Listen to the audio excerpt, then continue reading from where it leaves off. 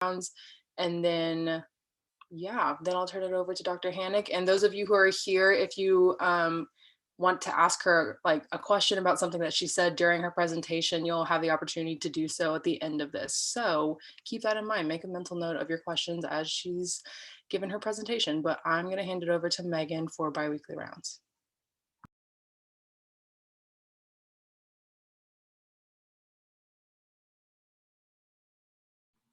Let me know, give me a thumbs up if you can hear it when it starts playing.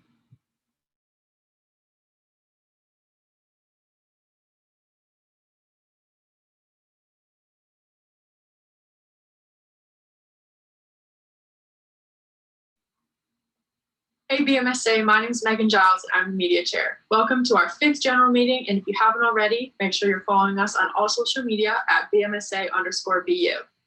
If you're interested in becoming a member of the BMSA Executive Board, officer applications can be found on the website and are due April 14th at midnight, with the exception of the president applications due April 8th. We are so excited for you to hear from our speaker today, Dr. Hannick, an emergency medicine physician. But first, a word from the officers.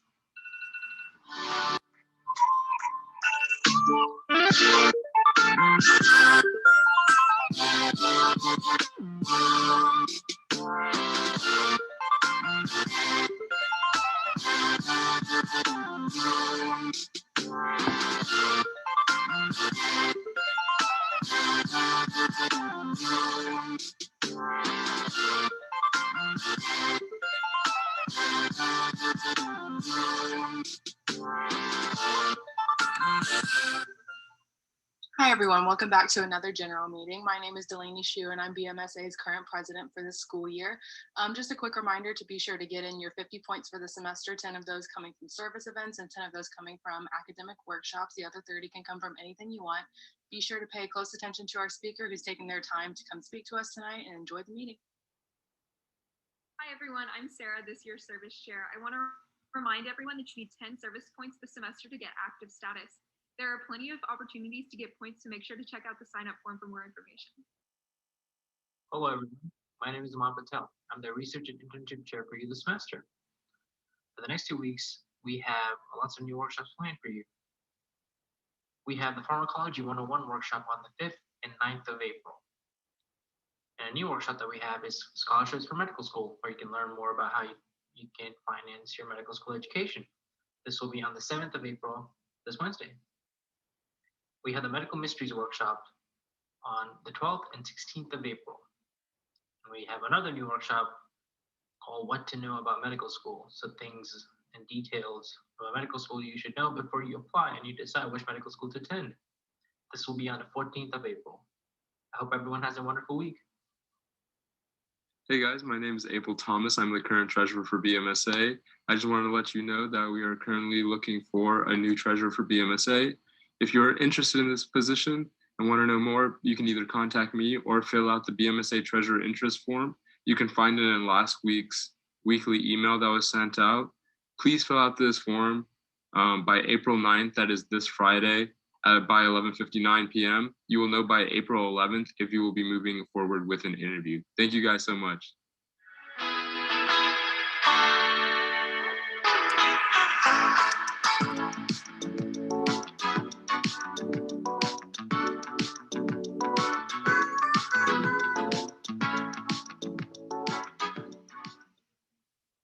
Hey BMSA, my name is Jessica Fan and I'm one of your global health co-chairs.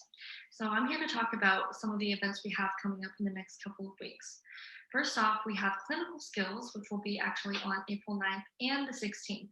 And this will be from 5 to 6 p.m. This will be an in-person event. So come join us for some hands-on practice with medical equipment. This is going to actually be a limited sign-up on the sign-up form. So make sure that you put your name down and wait for an email from me to confirm your spot in the workshop. In addition, on April 12th, we have medical Spanish from 4:30 to 5:30. And on April 13th, we have global health outreach from 5 to 6. I hope to see you guys there at these events. Hello, everyone. My name is Daniel Jones, and I'm one of the global health co-chairs for this semester. I just wanted to let you know that on Thursday, April 8th, we have our last World Health Organization workshop at 6 p.m. And then on Thursday, the 15th of April, we have our last medical terminology workshop of the semester at 7. Thank you. Thanks for tuning in. Contact the officers if you have any questions and subscribe to the YouTube channel if you haven't already. Be sure to follow us on all social media to keep up with all the fun.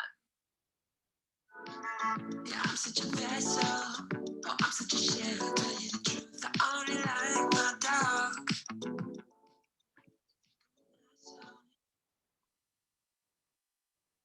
Awesome. Thanks, Megan. So Megan's going to put up a QR code real quick, and she's going to explain a little bit about what this is before we hand it over to Dr. Hannick. Okay, guys, so this is from our Princeton Review representative. Princeton Review is like a common course prep materials that people use to study for the MCAT. If you're interested in, let me share this, in like learning more about getting these resources, there's a lot of like free sample things, free questions, free trials, etc. that they offer. If you want to scan this QR code, you will get like a sheet will pop up and you'll be able to fill out your information to meet with somebody from Princeton Review to like make a schedule for you for the MCAT and like get you access to all these resources. So if you're interested in that, if you're a sophomore or a junior or you're a senior and you're starting to study for the MCAT, whatever it is, I would highly recommend this. You can talk to somebody, an advisor who like does this for a living and gets people the scores that they want. So if you haven't already, I'll give you another 30 seconds to scan this. Take advantage of the resources that we have for you guys. Look at all those things. Wow. Free practice tests. Practice tests are expensive, I'll tell you that. Very expensive. Like, don't mess around. Okay, that is all I have for you guys. Awesome. Well, you guys are so lucky to be hearing from Dr. Hannick tonight. She's an emergency medicine physician. She has a great lecture, so make sure to pay attention. Give her the respect of listening to her, making sure you're paying attention so you can ask some fun questions at the end. With that, Dr. Hannick, go ahead. Thanks, guys. Thanks for having me. Not only am I an ER doctor in the Army, I'm also a Baylor grad. I'm not sure how many of you knew that. And I'm going to talk to you a little about how I came to be an emergency medicine doctor in the Army and what that has meant and what I've gotten out of it. I know some of you have heard a little bit of my story last year, maybe it was 2 years ago now. So bear with me, ask me questions in the chat, we'll talk at the end, but without further ado, here we go. First, by law, I have to say I have no conflicts of interest. These views are my own. They don't represent the DoD or the Army, yada, yada, yada. And there's gonna be some graphic images towards the end. Just a little bit about my background so that you guys kind of know where I'm coming from. I grew up in Virginia in a small town called King George, not much going on there.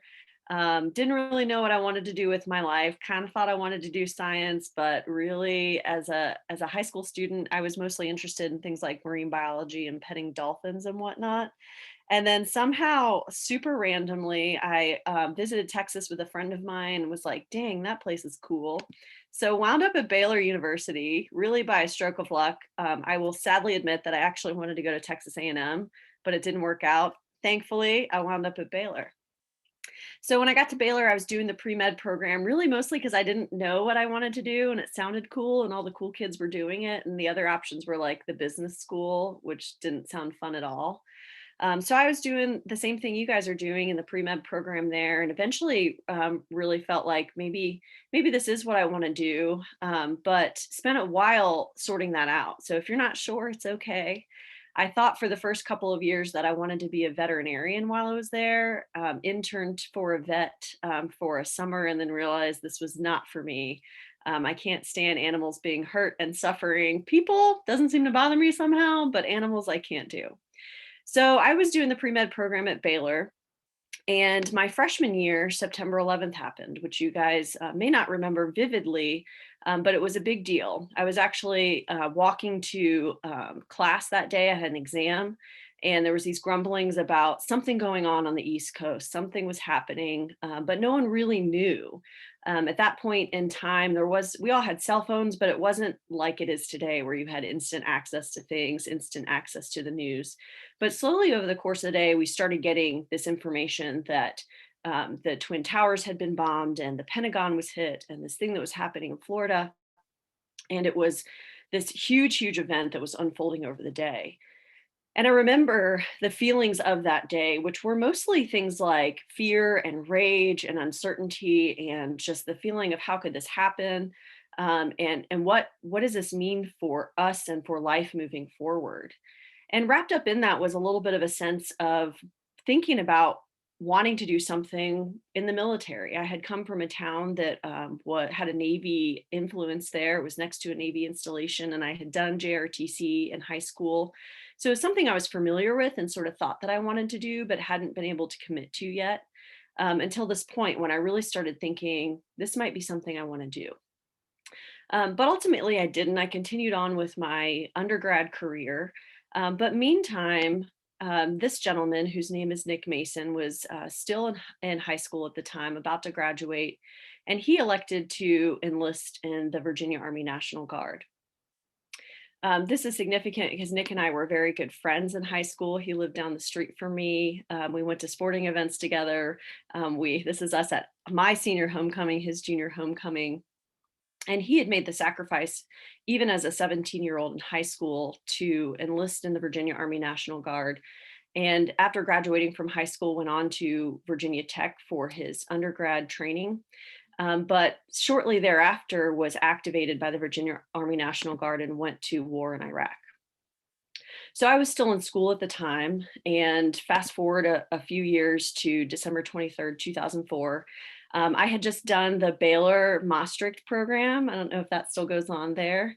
And had just gotten back from that and was on Christmas break, and got a phone call early in the morning from my best friend, Rachel, which is weird because Rachel doesn't usually wake up before like 10 in the morning. And so it was very strange. But I answered the phone, and Rachel said, Nick Mason was killed in Iraq. And I was sort of taken aback, and it didn't really register. It didn't really make sense. Like, how could this, how does Rachel know this? You know, Rachel was friends with Nick, but not as closely as I was. And how does information like this travel? That it can't possibly be correct. So I sort of blew it off. I went back to bed, and not long after, my dad called. And I don't know if you guys have a parent that does the phone calling, but it's always my mom that calls. And when my dad calls, it's always something's happened, something significant's happened. So I knew when my dad called and wanted to talk to me that something significant had happened. And when I got on the phone with him, he said the same. Nick Mason was killed in Iraq.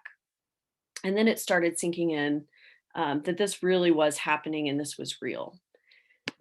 And the story was that just a few days before, Nick and a couple of close friends of his were walking. They were out in Iraq. They were about to go on a mission. They were walking towards the dining facility, went into the dining facility to pack up their pockets with sandwiches and snacks for their mission that they were about to go on. And as they were leaving, they were walking, the three of them together, towards the exit. And towards them walked a man in an Iraqi soldier's uniform. And moments later, they had that, oh crap, something bad's about to happen. And that man detonated the suicide vest that he was wearing.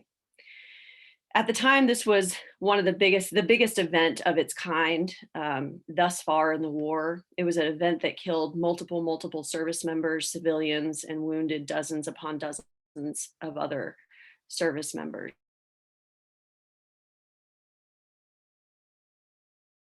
That day that I got the phone call from my dad and from my best friend. And one of the soldiers that was killed in that accident, that event, was Nick Mason. Fast forward a few years later, I had finished my undergrad career at Baylor, but I was back doing grad school. I still hadn't gotten into med school, got terrible grades on the MCAT. So do all those things that Megan said with the studying and the prep test. Took me 3 tries to get into med school, but I made it. And it was Easter 2007. I was back home again visiting my family. And I had actually gone down the street to Nick Mason's parents' house to talk with them and to visit Nick at his grave. And I had the fortunate experience that at the time that I was visiting Nick's family in Nick's grave, this gentleman was there as well. His name was Richard Hirsch, and he was standing next to Nick when that suicide bomber detonated his vest, killing Nick and all of those other service members and civilians. And Rich Hirsch was one of the few people that lived through that incident. And while we sat next to Nick's grave, Rich told me the story about his experience that day. First of which was laying on the ground, looking up at that big hole in the dining facility roof, wondering what happened, thinking that maybe a mortar hit, and wondering where his friends were and whether he was going to live or not. And ironically, that was Rich Hirsch that was in that stretcher on the front page of all those newspapers. And Rich went on to tell me the story about being treated at the point of injury, people taking care of him on the floor of the dining facility, and then moving up through that chain of medical care in the Army through Iraq and then on to Germany and then back to Walter Reed, and all of the care that he received along the way and the experience of being taken care of by Army physicians, medics, and nurses. And it was really in that moment that I decided that that was what I wanted to do with my life. You know, I had this vague idea that I liked medicine, I liked science, but it wasn't until this moment that I realized that the best thing that I could do, the most rewarding, the most powerful thing that I could do with my interest in medicine and my interest in science was to take care of the men and women who are fighting every day, risking their lives for me and you and for our country. And to be that person there taking care of people like Rich Hirsch and Nick Mason, doing my best to get them home to their families. So after 3 tries, guys, I finally got into medical school at the Uniformed Services University of the Health Sciences, which is the military medical school. It's one of the pathways into military medicine in Bethesda, Maryland, and completed my medical school training and went on to residency at Fort Hood, where I am now. I did my emergency medicine residency there, graduated, and then was lucky enough to stay on as faculty. And since then, my career has really blossomed in the Army. And I'll tell you a little bit about all of the amazing things that I've experienced and all of the great things that come from being a doctor, and specifically being a doctor in the military, because it's a very unique profession and something that you really can't duplicate anywhere else. The biggest thing, and this is actually true for no matter what you do, is the people. No matter what you do in life, no matter where you go, no matter what residencies you go to, what medical schools you go to, the most important thing is the people. It doesn't matter how good the location is or how good the program is. It's really the people. And in the military, we have this unique group of people that's so large but so small at the same time. And no matter where you go, you're going to find people that somehow you're connected to, or that you've met before, or that you've trained with before, or that know somebody that you trained with. And it ultimately, despite being a very large family, is a very small, close-knit family. So in 2018, I went to deploy to Jalalabad Airfield in Afghanistan. It's on the far eastern part of Afghanistan. And sure enough, met a whole bunch of Baylor grads. Some of them we had a Baylor physical therapy, Baylor PA school, and then Baylor undergrad, the girl in the Baylor line jersey. And that was the connection that we made, not knowing each other beforehand and not knowing that we all had a connection to Baylor in some way or another. And it sort of highlighted how amazing it is to be in the Army and make these connections and meet these kinds of people. My best friend that I met on deployment, her name's Olivia, she's a Baylor physical therapy grad, who's been probably the most influential person I've ever met in my life. And if it weren't for the Army, I would have never met her. She's someone that's held me up in the worst, lowest points of my life and been there just an hour ago on the phone with me when I had to rage about a problem I had today. She was there for me. And it was really the Army that facilitated our relationship, and my deployment that facilitated our relationship, that I would have never had otherwise. All the people that you circle back around and come in contact with. When I was deployed, we were in the middle of a trauma. And when we're dealing with traumas in the deployed setting, at some point you get to where you're going to be transporting a patient to a higher level of care. And we were making that phone call to transport our patient and give report to the incoming flight paramedics. And on the phone, I heard a voice. And I said, "Oh my gosh, is that Jessica Weinman?" Had no idea that one of my nurses from Fort Hood actually had deployed after me to Afghanistan and was now my flight nurse who was going to come take care of my patients. And it was one of the most glorious feelings you can imagine because I knew exactly who she was and how she practiced and how good of a nurse she was. And we fostered this relationship of caring for patients in the deployed setting where we almost didn't even have to say anything to each other and we knew what each other were thinking. And again, in the Army is the only place that that would happen, that you would wind up in Afghanistan and then turn around and see one of your favorite people that you had no idea was going to be there with you. And then all the other people you meet in circumstances that you would never expect, that creates these deep connections that really you can't replicate in any other setting because you're sharing these experiences of being in these austere and hostile environments, fighting through the same issues with the same restrictions, away from your family, away from your friends, away from your environment. And it really creates these deep, deep bonds that you cannot create in any other circumstance. Some of the other amazing people that I met were the Afghans that we took care of, that we worked alongside, that took care of us, taught us, learned from us. This was a picture of a meeting that I was blessed to have with the grandmother of a patient that I treated. She was a young girl who was injured in a vehicle-borne IED attack as her family drove through their hometown, their village in Afghanistan. And I incidentally, only by complete serendipity, was at this outside installation doing some other work when I was asked to sit in on this meeting as one of the only females at that installation at the time. And I got to meet this grandmother and realized only within the meeting that it was her granddaughter that I had taken care of. And she was the most amazing woman that I think I've ever met in my life. When I met her, it was under the circumstances that I was expected to pat her down for bombs, weapons, anything like that. And I felt so guilty and terrible, thinking that I was insulting this poor woman who was just here to talk about her family that she had lost. And immediately after awkwardly patting her down, the first thing that she did was give me a hug. And from that point on, she held my hand throughout this meeting, and I was able to give her the update on her granddaughter and talk to her about the care that we provided her. And it was such a unique experience because otherwise she would not have had that information and she would not have had that connection. And in fact, I was able to show a picture to her that I had taken of her daughter that I was using to facilitate care between providers. And it was the first time she'd seen a picture of her granddaughter and the first time she'd seen her in 2 weeks since they were injured. So it's these people and these connections that you get to make and you get to foster that really you can't garner anywhere else, as I've said. Some of the other amazing things that are unique to the military are the training. Of course, as you go through medical school and you go through residency, you're all going to get amazing training in medicine, whatever field that you go into. And you get that in the military as well. But then there's a whole nother layer of training that you get. And that's how to take care of patients in austere environments with limited resources while you're in these challenging situations. Taking care of patients that are maybe a little bit outside your comfort zone and outside your area of practice, because that's what's required of you in these situations in these austere environments. You get this wonderful military training that sometimes isn't the most fun, but it again fosters those relationships and really truly builds you as a person to a well-rounded individual where you can operate and function in these challenging situations so much better than you would otherwise. Like I said, you get to do things that sometimes you wouldn't actually get to do outside of your or inside of your profession. One of the things that I love the most, you guys will experience as you go through med school, is you might not know exactly what you want to do as you're finishing your med school.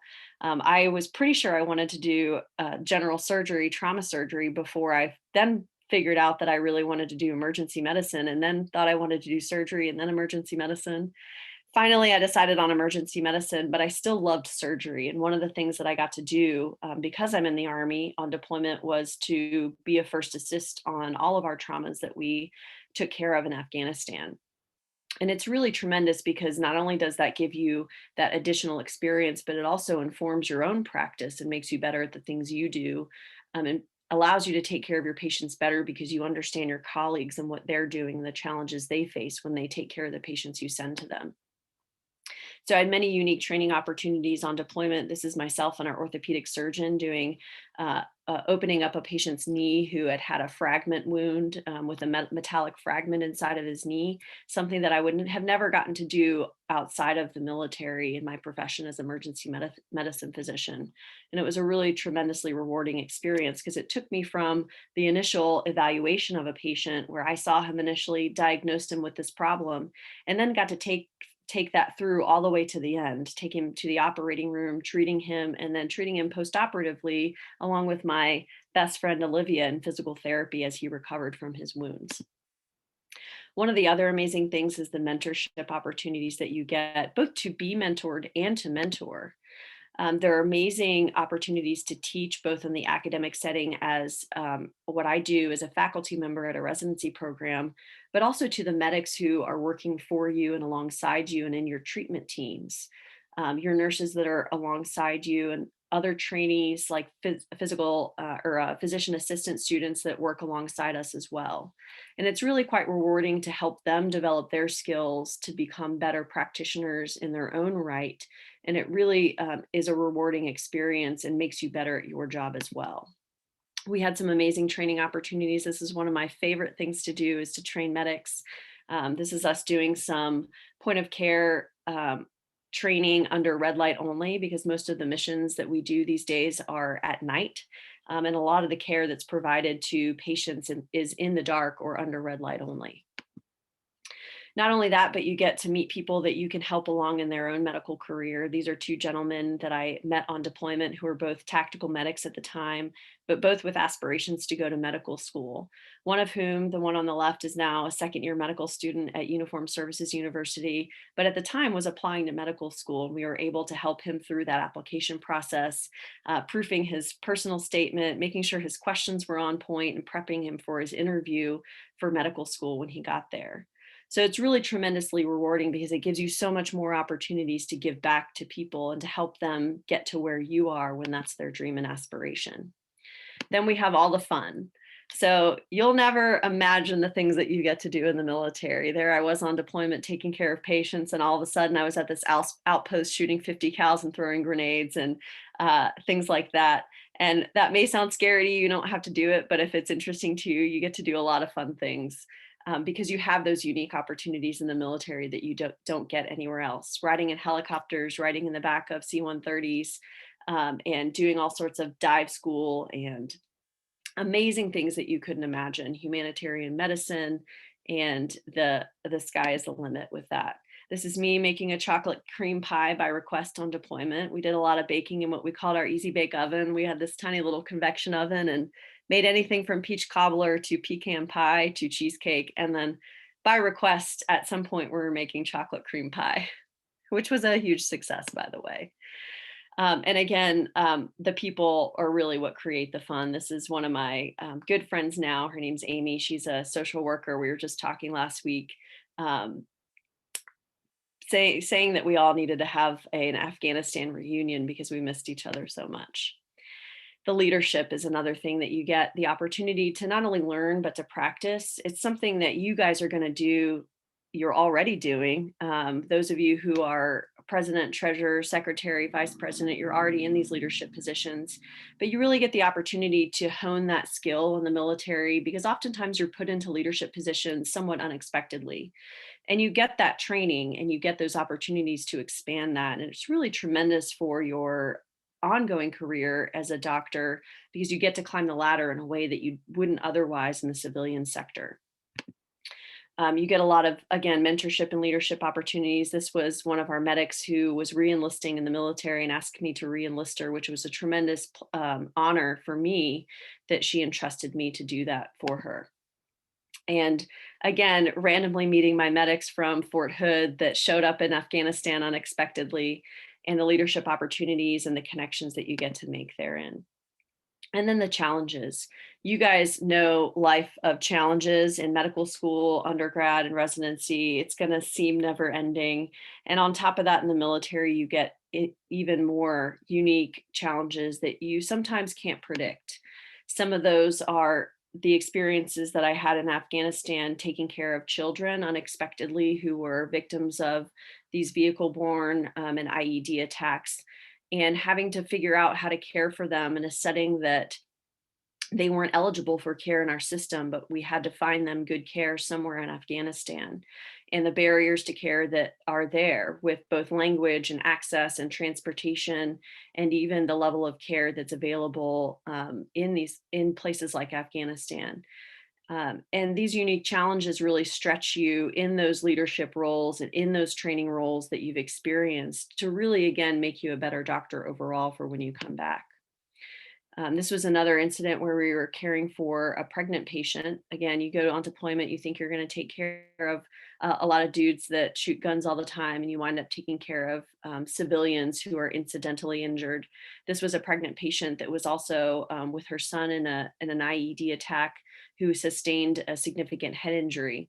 And the challenges there were both cultural and systemic, where we had barriers to be able to transport this person and get her to a higher level of care where we could ensure that both she and her baby would survive. And these are things that to a degree you experience in the hospital, especially if you're in rural settings, but it adds another layer when you put yourself in resource limited settings like deployment in remote areas with limited resources and the challenges that go along with that. But again, it really allows for you to develop as a leader and develop as a physician and develop as a person. Again, things that you don't get outside of the military. But most importantly, it's the perspective you get. And this was probably the most important lesson I've had to learn over and over again. And it was the most important lesson I learned on deployment. It wasn't all rainbows and sunshine. I had a lot of low points and difficult times. And it was in one of those most difficult times that a friend of mine, I was about to get on a helicopter to do a training flight with our medevac folks, our flight paramedics. And he texted me and I was telling him about all of the issues I was having and the struggles I was sorting through. And he told me while I was up there that I needed to get some perspective. And at the time I thought I knew what he meant. Like, yeah, I need to, get my emotions in check and refocus things. And I really thought I had a grasp on what that meant. After all, I'm a doctor, I'm highly trained, I'm a professional, I've been through this. I've dealt with worse issues, bigger issues, much more profound challenges than this. But while I was up there, I started to think about those words that he said, that I needed to gain some perspective. And I really started to understand what he meant by that. I'll tell you in a minute. So fast forward to about midway through my deployment. It was August 12th. It was a Sunday. This is what I was doing. It was my day off. The one day we didn't have clinic, and I was out in an unauthorized tank top getting a tan in my inflatable beach chair. And we went to dinner, had steak on our usual steak Sunday nights, went to bed early because the boys were going out on a mission. And later that night, we got a call over our communication system that said that there were incoming patients. But this time was a little bit unique because we didn't really have a good, clear understanding of who was injured and what had happened. Usually we get a report of the injury pattern, whether they were American or Afghan, what had been done for them, and a little bit more robust information. But this night we didn't. So I got dressed, got ready to go over to our Roll 2, our forward surgical team triage area. And as I walked over, a friend of mine walked up and said, "You know who it is, don't you?" And I looked at him and I knew in an instant what he was talking about. So our group of soldiers had gone out on a mission that night. It was a mission where they were driving to their target and they ran over a roadside bomb. This was about the 8th or 9th car in the convoy. And so many cars had driven by, many trucks had driven by this spot. But as this vehicle was rolling there, they went ever so slightly to the driver's side and rolled over a roadside bomb. And this was the damage that was inflicted. And in the driver's seat was a good friend of mine. He was one of the medics for that unit. And he had taken a large frag wound to his lower extremity and some significant blunt trauma to his thigh. And rolled up to our triage area, and I realized what was really happening here. So we brought him into our Roll 2 and we triaged him and we assessed his injuries, did our normal rigmarole, took him into the operating room where he underwent a 4-compartment fasciotomy. This is where we do these big long incisions in the lower extremity to prevent what's called compartment syndrome, which is a buildup of pressure in the compartments that hold the muscles. And if you don't treat that by opening up those compartments, the muscle will die and you will lose the use of your leg. To make matters worse, we were worried that he was going to have compartment syndrome in his thigh as well, which is actually a relatively rare condition, but also a very devastating condition to have because it's much more difficult to treat than lower extremity or below the knee compartment syndrome. And so just before he went into surgery, I let him know that you were going home. And of course, he didn't want to. They never do. They always want to just put a Band-Aid on it and suck it up and go back out with their friends to complete their mission and do their work. But ultimately, he did go home. And he did do well. He recovered and actually deployed not less than a year afterwards. But it was him that had told me that I needed to get some perspective. It was actually not long after he had been blown up. And here I was telling him my sob story about all of the issues I was facing, and he had just been blown up and sent home.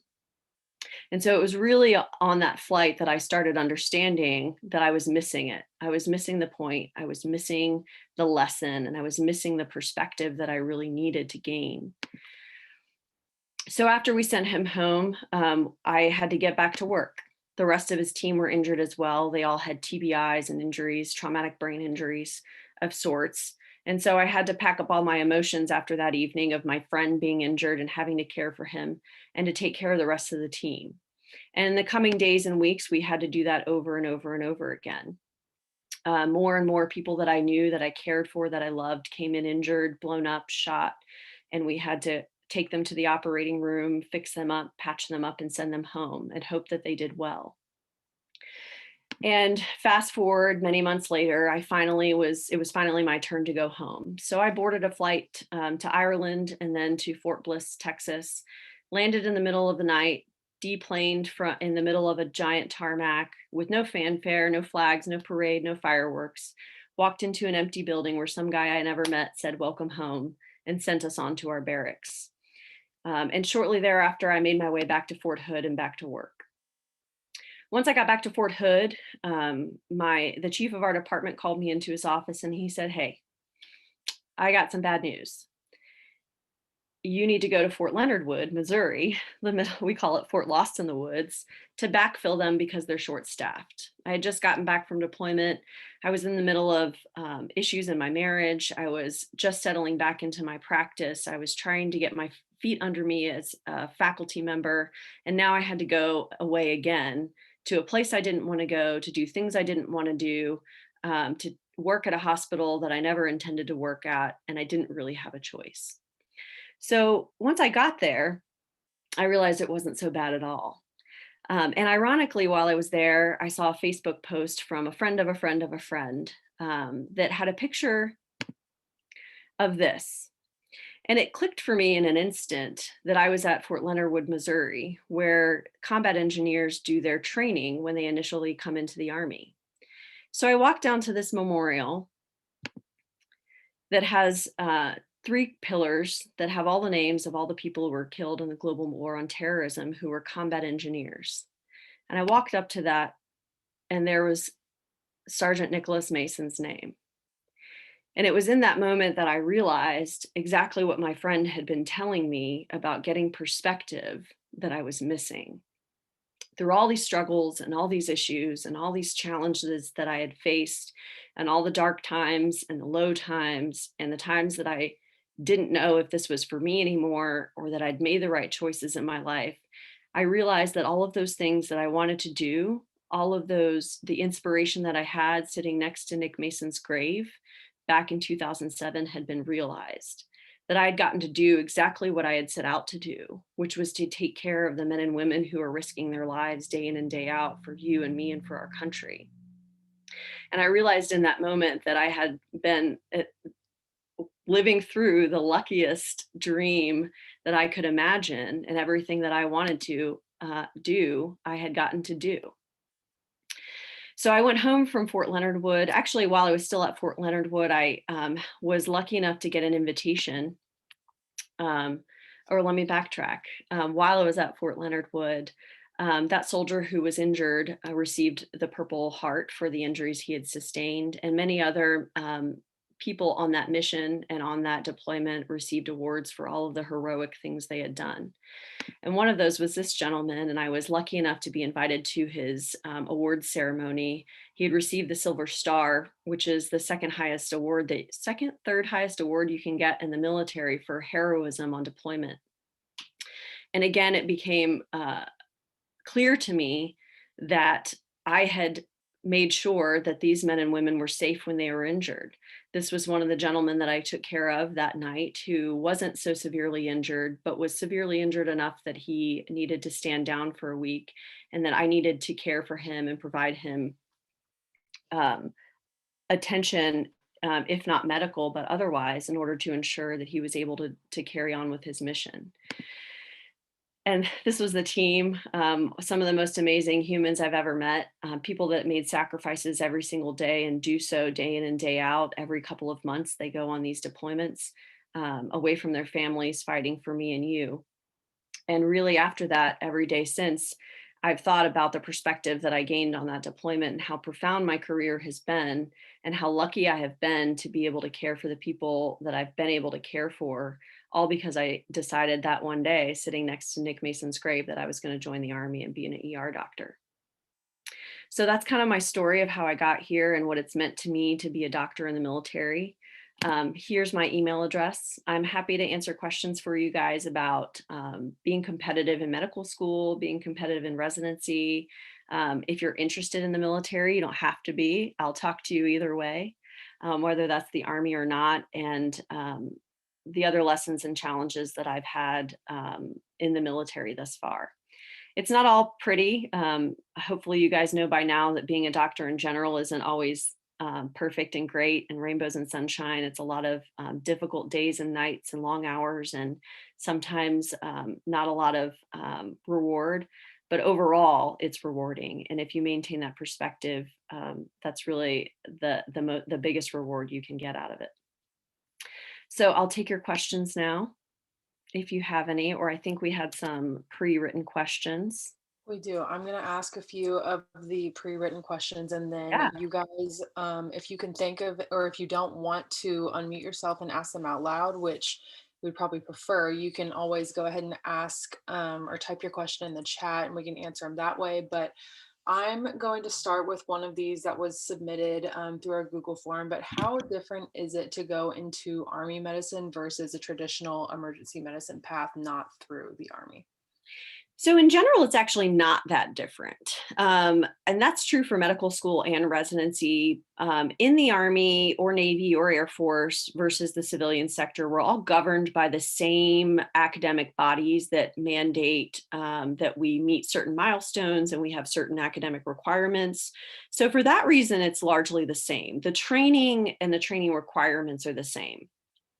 The big difference is that you do have to wear a uniform, which isn't really that bad. And you do have those additional military obligations that come along with it. So some of that is training. Some of that is occasionally you have to go do your analysis.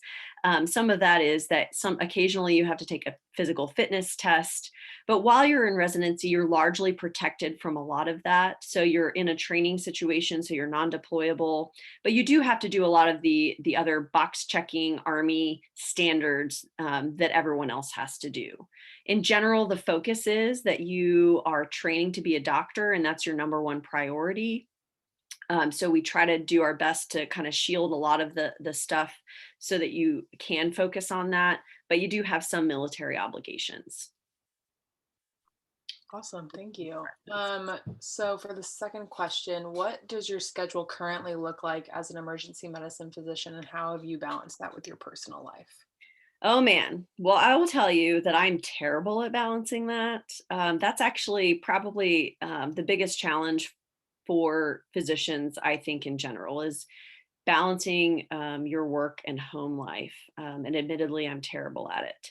So I can talk more about that, and I can talk more about that from the female perspective. But first, I'll say that your schedule actually largely varies depending on what you want to do. And so in the military, you actually have different sort of areas of medicine, even within your profession, that you can do.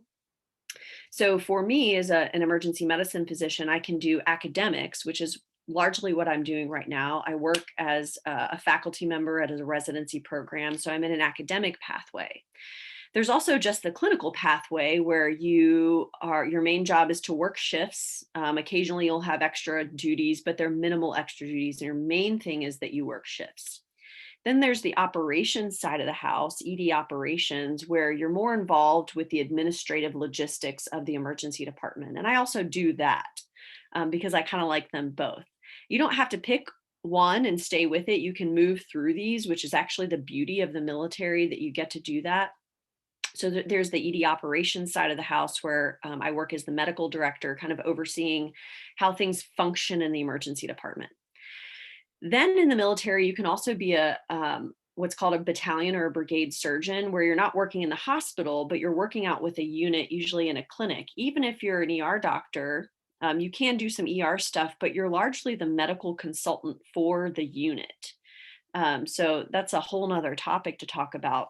But my schedule largely is dictated by the jobs you're doing. So you have to work some shifts, because if you're not working shifts, you can't maintain your competency.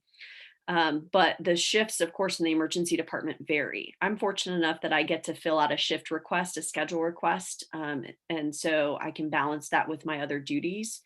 But I actually more so work a 9 to 5 and then shifts smattered between them. So today, all week, basically, I've gone in and I've been doing administrative things from a medical director standpoint and curriculum director standpoint. Thursday morning, we have our grand rounds, which is our academic day, which is a requirement by the ACGME for residencies, that we have 5 hours of didactics, and then I'm going to go work a shift. So it's actually quite variable, and it depends specifically on what you're doing, but you can pretty much guarantee that you're going to be doing some shifts, and then you're going to be doing some other duties. And then it will depend on what you want to do, sometimes what you're told to do, what those other duties will be. Awesome. So in emergency medicine, it seems like you have to make a lot of really quick decisions. So how do you build up your self-confidence to be able to make those decisions without any major doubts? That's actually a brilliant question. That's a whole lecture in and of itself, because we really all do have quite a bit of self-doubt. And this is a fascinating area of research, actually, where your self-doubt sort of waxes and wanes over your training. You're an intern and you're very doubting of yourself. You don't know a lot. And by the time you're a senior resident, you have very little self-doubt, even though you don't have maximal knowledge. And then as faculty, even though your knowledge is rising, oftentimes so does your self-doubt. And so it is quite difficult. And the way that I balance the self-doubt is by surrounding myself with brilliant people. So standing on the shoulders of giants is the thing that you guys have all heard. I surround myself with brilliant people that are always willing to answer my questions and to give me advice when I am unsure. Part of it's relying on the training that I have and looking back to that training, and also looking around at my colleagues who went through the same training program as me. And this is one of the great things about staying at Fort Hood as faculty, that I'm surrounded by a lot of people that went through the same training pathway, and I can look at them and I can see that they're brilliant doctors and they do a great job and they make good decisions, and that they went through the same training program as me. So it's reassuring to know, if all these brilliant people are doing a great job and they had the same training, even when I have self-doubt, I can reassure myself that I'm doing a good job because I had the good training. But you will have to make sometimes quick decisions. Part of mitigating that is we do a lot of internal sort of rehearsals. Even when you don't see things often, you're expected to know how to treat them no matter what comes in the door. And so what I often do is my drive into work or on my downtime, I think about these scenarios. If I haven't, for example, treated a crash delivery in a while, like a pregnant patient comes in and they're having an imminent delivery, that can be a very complicated situation, but it doesn't happen that often. And so I rehearse these things in my mind to reassure myself that when I have to make those split decisions, I've thought about it recently and it hasn't been an extended period since I've thought about that. But again, you're never alone. And we tell our residents that as they're graduating, write down the phone number to our doc box, what we call our RADS room, and call us. And I've done that as a faculty member. I did it on deployment. I called back to the residency and was like, I need help. So surrounding yourself with brilliant people who are willing to help is really the best way to mitigate those problems. Awesome, thank you. So now I'm going to let anybody in the audience, the live audience, ask a question if you guys have any. If not, I definitely have more written down over here on the Google form. But if anybody in the live audience wants to ask or unmute yourself or type one in the chat, now's your time. Yeah, whatever it is, guys, go ahead, Tristan. I have two questions. So one of them is, how did you maintain your mental health and experiencing all these adversities or really just life-changing events, but still maintain that motivation and passion to, one, be a physician, and two, work in the Army? That's an excellent question. And, I think you guys are really on point, because these are actually the most challenging things in medicine. Memorizing medical facts isn't that hard, and you're all smart enough to do that. It's these issues that really are the biggest challenges we face. And that again goes back to surrounding yourself with brilliant people who are supportive of you and who understand what you're going through and who you can share that experience with. And then also recognizing that it's okay to feel overwhelmed, and it's okay to be emotional, and it's okay to feel those normal emotions when you're going through tragic situations, when you lose patients, when you have bad outcomes, when things don't go the way that you hope that they do or that you expect that they do. The first thing is that you have to give yourself permission to have those feelings, because that's all normal.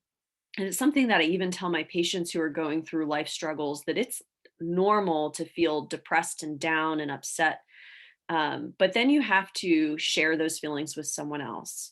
I think a lot of us are the kind of people that we don't want to show our weaknesses, and we don't want to ask for help. We want to look like we're always put together, and we want to look like we've have no problems, and we're like that perfect Instagram, success story.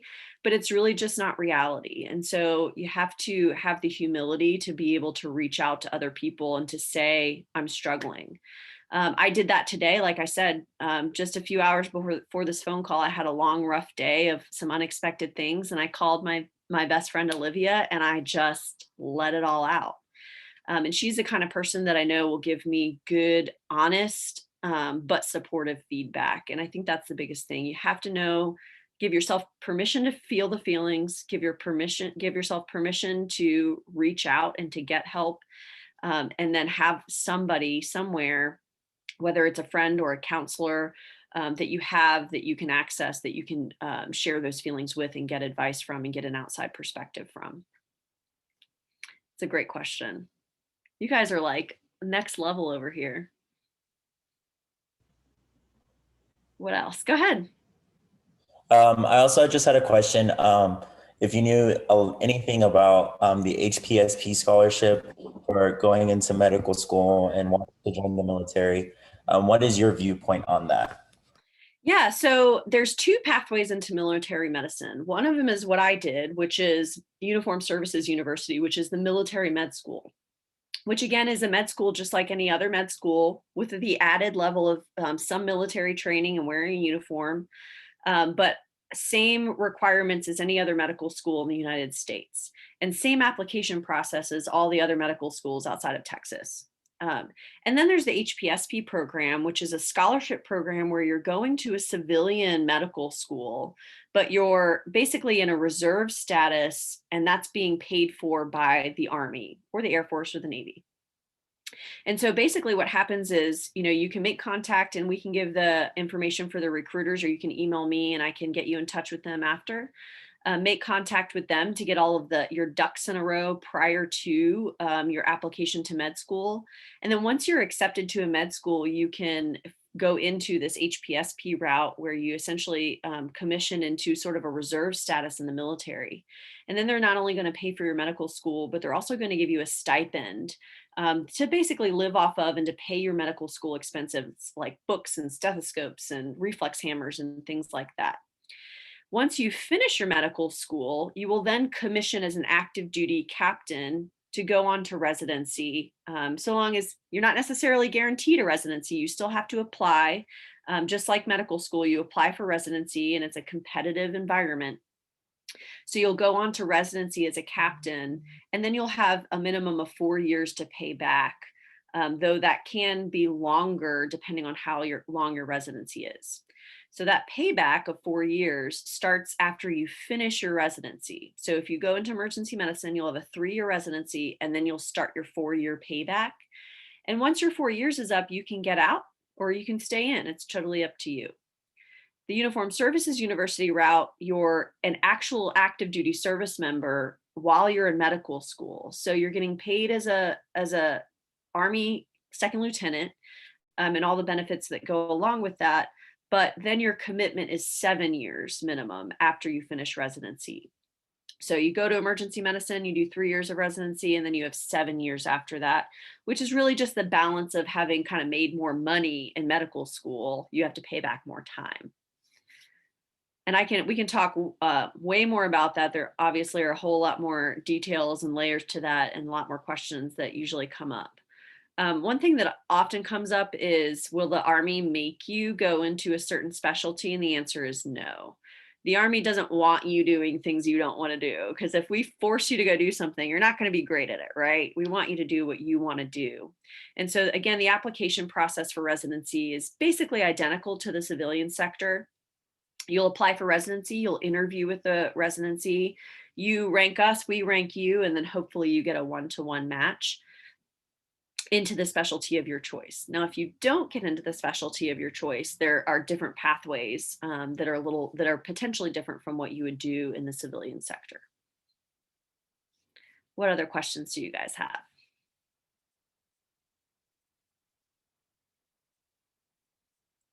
You're up, Delaney. What you got? I lost the question. It was on here. This is a pretty general question, but I feel like it's a really valuable question to ask practicing physicians. But what's your best advice that you can give to those of us on the pre-med track right now? I would say to be as well-rounded as possible. I think we can all agree that the best doctors aren't necessarily the smartest doctors. Now, if you're the smartest person, that's amazing. It's one less thing you have to worry about. But I think that more important than spending all of your time trying to get the absolute best scores in everything is spending your time making yourself well-rounded. Because we like to see folks who have had some leadership experiences and challenges with other things other than just studying and sitting in the library. So some of the things that we look for in med school applicants and residency applicants is that you have some type of leadership experience, whether that's on, being part of an organization or sorority, a fraternity, or even a team that shows that you've been in a situation where you've had to deal with people and manage people and personalities and all of the issues that come along with that. Because that's reflective of what you have to do as a doctor. You're going to meet all of these different types of people and personalities from different backgrounds every day, both your patients and your colleagues. And we want to see that you've been in situations where you've had to work with different people from different backgrounds, with different personalities, and done well at that. So leadership positions and team positions are very valuable. Those are some of the sort of easier things to do. One of the other things I saw in your video was things like research, volunteer work, outreach stuff, things that are the research gives you an idea of how we get to where we are and how you give back in medicine. And it's also a core requirement for all residency programs that you do some type of scholarly activity, which is largely research. That's probably one of the things that will make you stand out the most from other applicants, because it's probably the least common thing. And it doesn't have to be medical research, although that's the ideal thing. And then getting life experience. So those of you who are thinking about doing a gap year, it's not a bad idea so long as you have a good plan. But having some life experiences outside of school is really helpful. Now, I'm not saying that you have to go take 5 years off and go get a job and do that sort of thing. But again, you sort of get that life experience by having a job outside of school or working on a team or being part of organizations so that you can when you get to medical school and you get to residency, you have more life experience that helps you identify with your patients a little bit better. Awesome. Thank you so much. So I'm showing past 8:30 on my clock. So I think Megan is going to go ahead and put the sign in link in the chat. So you guys who are here live can go ahead and sign in through there. And once you do that, you are free to go. But Dr. Hannick said that she is more than willing to stay on and answer any more questions if you guys have questions you didn't want to ask in front of everybody. So thank you guys for coming. Thank you all for watching on YouTube if that's what you're doing. And we will see you guys at the next general meeting. Thank you again, Dr. Hannick. Yeah, thanks for having me. I'm going to put my email in the chat also. You guys are welcome to email me. It usually takes me a couple days to get back to you, but I promise that I will. If you have to like pester me, that's totally fine. Be like, hey, are you there? That's okay. But please email me about any questions that you have that you don't want to ask here. For sure. And I'll hang out for a bit. Me too. Dr. Hannick. Yeah. So I just wanted first, I mean, my main thing is just a statement is like, thank you so much for what you do, because the story you told is strikingly similar to what happened to my brother. My brother was in Iraq about 10 years ago. On his final mission, he ran over a mine, and it unfortunately killed many of his friends. And luckily, he faced comparatively much less damage, but he got care flighted by an emergency medical physician, care flighted with him to Germany, and they saved him, and he's a detective now. And it's like, I don't know, it's just like seeing the other side of it now, actually being able to listen to one of you guys talk is just really, it's pretty incredible. So thank you so much for what you do, because my brother is alive because of it. I love that. That makes me feel amazing. And that's what it's all about. It's really, and it's not even about being good or being the person who it's really just the pleasure of someone entrusting their life to you and letting you be the person that cares for them. It's really just the most tremendous honor. So I'm glad that, it's a sad story, but I'm glad that he made it out alive. And it's a sad story for those who lost their lives. But I do find solace, at least for my friend Nick, that, these men and women largely died doing what they love and for a great cause and in an honorable way. And, we've done our best as medical providers to give them the best opportunity of making it home alive. Even then is really a tremendous honor, even when they don't make it, to have been able to be there and give them the best chance. So thanks for that. Yeah, well, thank you. What else you guys got? Tristan, what year are you? I'm a senior. Oh, cool. What you got for me? I was just gonna ask you, how do you maintain not feeling burnt out? And I understand, like, in your specific profession, it's always on your tiptoes. But how do you maintain not feeling like just wanting to quit sometimes? Oh man, that feeling actually comes and goes. I was actually telling a friend of mine today, I'm spent. After today, I was spent. And it goes back to, the original question of work-life balance. Those of us who are not good at that are the most at risk of burnout. So part of it is knowing your limits. And this is sometimes a struggle for people like us, because we're largely type A. We want to be the best at everything. We have this huge fear of missing out. So we don't want to go home because we don't want to miss that good trauma. And we wind up sacrificing our own mental health and well-being to be better doctors. But ultimately, we kind of shoot ourselves in the foot, because then you get burnt out and you get decision fatigue and you're tired and you're angry and you're upset, and you wind up not being able to be the best doctor, even though that was your intention in the first place. And so for me, what I've had to do is like check myself and enlist some accountability from other people to tell me that I need to say no, or to tell me when I'm doing too much, or to tell me that they feel like I'm getting burnout or I'm getting to that point, because I'm bad at it. And I'll lie to their face. They're like, are you sure you can take on this extra project? And I'm like, oh, I'm totally, it's fine. And they're like, I don't know. So for me, it's actually finding people who will hold me accountable to my own mental health and avoiding burnout. Some of the other things is I have a cute little doggy who I'm surprised hasn't pestered me too much here.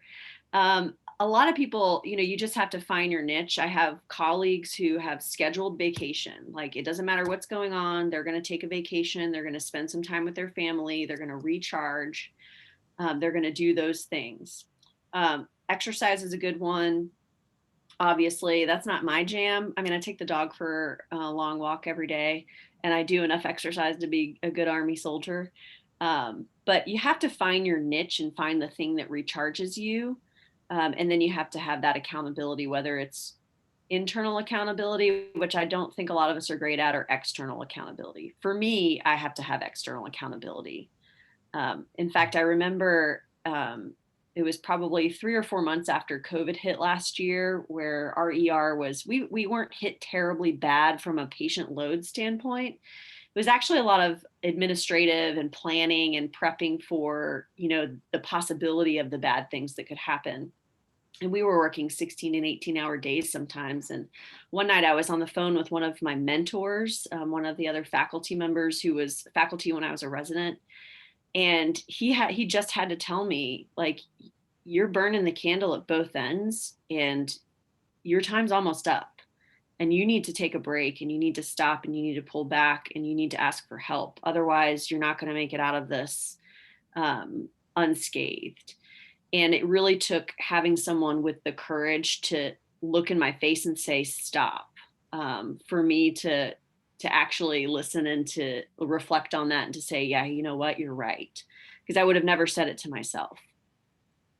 It's a good question. And I'm really the worst person. I'm terrible at it. I admit that and know it. But at least I have that insight, right? That I know that I'm terrible at it. I have a problem. So Tristan, are you thinking about doing military medicine? Yes, ma'am. So I am thinking about it still. It's just hopping back and forth just because no one in my immediate family is ever served. Yeah. I'm actually, my parents are from different countries, and so they're very hesitant about it. My parents are trying to tell me every single thing possible to avoid that type of plan. However, it's just like different things bring up, and I'm interested in it. But Where's your family from, if you don't mind my asking? Egypt and Spain. Okay. I don't know anyone from Egypt or Spain. I was going to say, if I do have a lot of friends who are like first generation or second generation. And that is a common thing. It's really not unique. And so, and it depends on, I know there's so many factors that go into it, the perception of the military and what we do and what we're about. And so I'm happy to talk to you about that offline and the things that you can talk to your parents about. A lot of it, sometimes it's safety, the worry that you won't be safe. But depending on the field that you go into within the military, largely you are fairly safe as a physician. If you go out and you do kind of the special operations type stuff, you're less safe. But if you're just doing what most military physicians do, you are fairly safe. And so that's something that I think is reassuring for people, that you're going to be safe if you're deployed. One of the things too is, whether the things that we do truly are noble and worthy causes. And I can say with complete honesty that I think they are. And, I think we've all, at least at some point in our lives, thought, why are we in places like Afghanistan and Iraq and Syria? And are we doing a good thing? Or some of us maybe have felt like we have no business being in these places and we need to get out. I too have thought that too, like, what are we doing here? And then on the deployment, I had that opportunity to meet with that family, the grandmother. And really what happened was they were driving through their hometown and they ran over a roadside bomb and it killed like 11 or 12 of their, like almost, 3/4 of their family wiped out in one shot. And this isn't a place where Americans drive. This isn't a place where we would convoy. These were truly just Afghan civilians that got blown up for no reason, which is just heartbreaking and mind blowing. And I met with this family, and this most striking thing was that they were so thankful that we were there. And what they kept saying was, please don't leave. And if the only reason we can stay here in our hometown is because you're here, if you leave, Taliban, ISIS, whomever it was in that area, because it's always changing, will push us out of here and we won't be able to live our lives and we won't be able to maintain our existence. And we wish that you could do more. And we appreciate what you're doing for us. And it was such a profound experience just to feel that deep appreciation from this family who just lost so many of their loved ones, to say, thank you for being here. We want you here. We need you here. And if you're not here, we can't live our lives. Is that always true? No. And I know that there are scandals and issues and less noble things that go on, but I think in large part we do good things for good people. And the people in Afghanistan and Iraq, these are just amazing, amazing people with amazing culture and amazing stories. And it really is a wonderful, I think that we're doing good work despite the issues and the challenges and all of the political kind of messiness. And then there's a lot of humanitarian stuff that we do too. There are routine trips to Honduras and places in Africa, developing nations, where the Army, the Navy, the Air Force have concerted humanitarian efforts where we go in, every 6 months, and an envoy goes and we treat people for free and we interface with their medical professionals and we help them, troubleshoot problems and get resources and get supplies and things like that. So there's a lot of good that we do. So, but we can talk more. Thank you so much. Yeah. Anybody else? You guys that are still on? You don't have to stay. You can hop off. I will not be offended. I know you guys have things to do. Hey, when's the Baylor celebration for the national championship? Next Tuesday. What's it going to be? It's a parade in downtown. Dang. What am I doing? thought they were going to tell us when they came in from the airport so we could go to the airport like we did that one time. I think it was for the women's or something, but they didn't say anything. They're just like, oh, by the way, they're back in Waco. And I was like, cool. That was not going. Yeah, maybe I'll drive up there next Tuesday. I'm not doing anything. What time is that? 6 o'clock. Dang. I literally just saw this. I don't know all this stuff usually, but